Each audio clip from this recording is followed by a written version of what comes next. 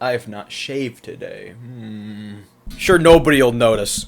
Since the beginning of time, everybody has had one single burning question on the tip of their brains. One question that cannot be satiated by the demands of the MLP community. And I am here as the prophet of the next generation to tell you guys about the answer to all your burning questions. Tell me, Gus. Where is Jazz Hooves' ears? Where are her ears? Where did they go? Where are they? I know where they went.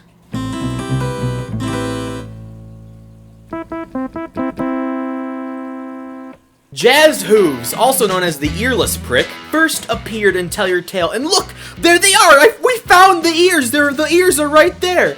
Problem solved! Close the book! Problem solved! Mystery over! Found them! But when she first appears in episode 1 of chapter 1 of G5, Make Your Mark, something very strange starts to happen. Now remember, this is the very first chapter, the one that was rushed, the one that animation errors aren't exactly uncommon. Watching a pony on screen do something extremely janky isn't exactly unexpected. But Jazz Hooves is a little bit of a strange kind of janky. She's a little bit different.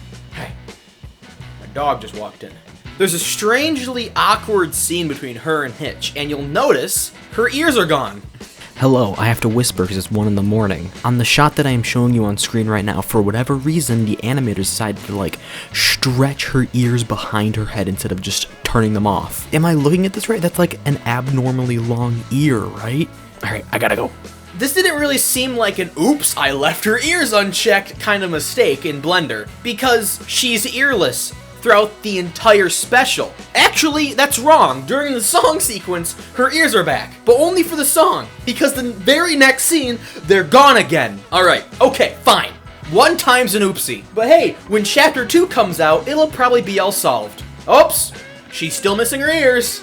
To be fair, 2 out of the 3 specials we've gotten so far have been very rushed. There's been some environments, like for instance, the Zephyr Heights Castle, that look borderline unfinished. Compare this environment of chapter 1 to this environment in chapter 4. It's night and day. Once again, pun intended, but this isn't a rushed special.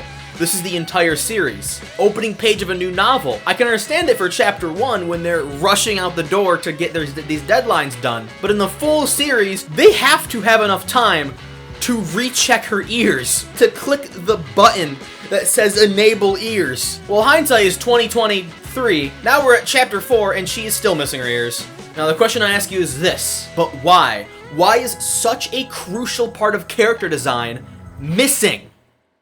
Before we get into the next segment of the video, we're going to take a few quick seconds to ask ourselves, have you subscribed yet? You really should. Now on with the rest of the video.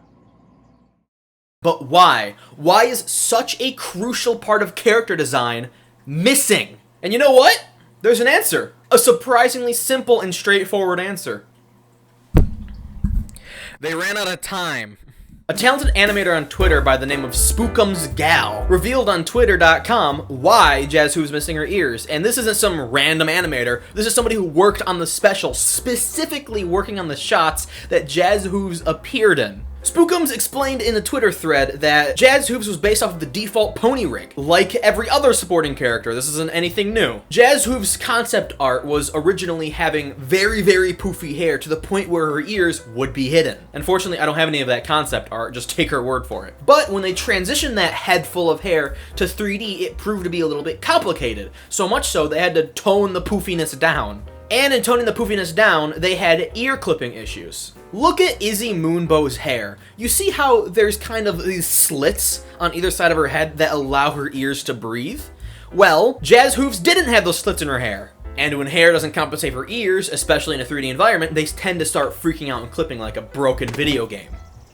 Or Cyberpunk 2077. The team decided to roll with it and included her ears in the final product. Story over, book closed, her ears are back. Well, we all know that that's not right. Her ears are still gone in the final show, so what happened? Well, the client, aka Hasbro, decided that the clipping ear issue didn't look very good. And in a direct quote from Snookums, am I saying that right? I am. It would take time and resources to redo the hair and kept the ears. And if I add my own context, that would make sense why only some of the shots have her ears still and some of the shots don't. They only had time to render a few specific shots that don't include her ears. Snookums didn't exactly say on Twitter that they were running out of time, but I'm gonna assume that they were. Which one's quicker? Making an entire new model for the head of hair, or just unclicking her ears? Probably the unclicking the ears part. My theory of them running out of time is unconfirmed. Snookums never said anything about running out of time, but I feel like it provides some much needed context into why the first few chapters were... And hey, I dog on the first few chapters of G5 a lot, and some of it is deserved. Knowing that some of the fans are behind the steering wheel of this show is very confidence-inspiring. These people are dedicating entire portions of their livelihood into making sure the show is good. And that's respectable. That's awesome. Whenever I complain about G5, don't take what I'm saying too seriously, because I do love this show. It's a great TV show, and people working on it do not deserve any hate for these mistakes. Even especially after Chapter 4, because these guys are doing great now. Chapter 4 was amazing. One last thing I would like to add before I sign off for the day is the difference between the way G4 and G5 are handling disabled characters. Bear with me. Derpy, I like to call her Ditzy, is one example of a mentally handicapped character in G4. And Hasbro tried to delete her. Just saying.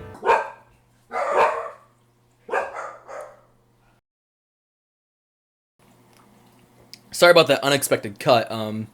My conservative ass parents just showed up, and I'm waiting for them to leave. Where was I? After Ditzy, we got a quick snippet of this character from season 4, episode 22, and they added him because of Make-A-Wish Kid, which is really awesome. That's disability representation. Then we got Tempest in the movie, who was missing her horn, and then much later, Kerfuffle, who was missing her leg. And at the very, very, very end of G4, I mean literally the last episode, it is revealed that Scootaloo isn't a late bloomer. She is literally underdeveloped. I don't like to drink. I don't drink soda much anymore. It's all LaCroix for me, but I'm stressed. My parents could come barging in any minute. Stay away. Those characters I just listed, Ditzy, Kerfuffle, Tempest, Scootaloo, and I think his name is Stellar Flare, I think. Those are the only disabled characters through the entirety of G4. That's it! 5 characters! For 9 years of a TV's lifespan, 5 characters! And in my opinion, G5 is already taking a more inclusive approach to disabled characters. Spookums in this Twitter thread literally says, word for word, if you want to see the ears as her being a character that represents disabilities or anything else, I think that's awesome. I think that's awesome too, because right there is disabled representation. Now, to be fair, saying that she's missing her ears jumping straight to disability is a bit of a jump. It's a logical leap, but it's a headcanon, so...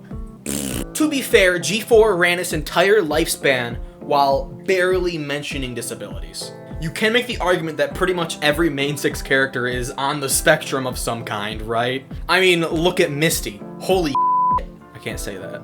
Imagine an episode where they bring light to a character's disability. Wouldn't that be awesome? What if the moral of the episode is, hey, it's okay to be different? I'd even mention the fact that there's a character in the comics with vitiligo. Vitiligo? Vitiligo? Vertigo? Vitiligo? Vitiligo. I don't know how to pronounce that. And this character's entire story is based around the fact that she's nervous about what other ponies will think about her because she's different. Imagine a child with vitiligo who sees this comic and is like, hey, it's okay to be different. Why don't we get that in the show where the same thing happens? It's okay to be different. Wow, that was a tangent and a half on disabilities. By the way, can we all just agree that Misty is absolutely very on the spectrum? Well, I guess that's it.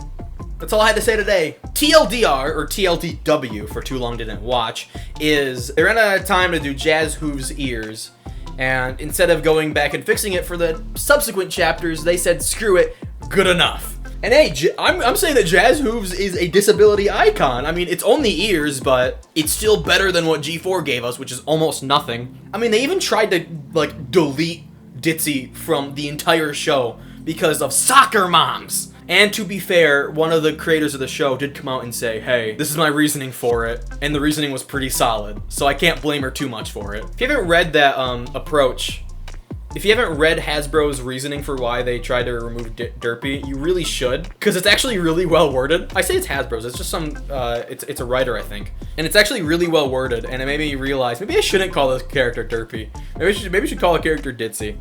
I like Ditzy better. Fight me! Anyway, hit the subscribe button, please, and I'll see you guys later. Goodbye, lone travelers.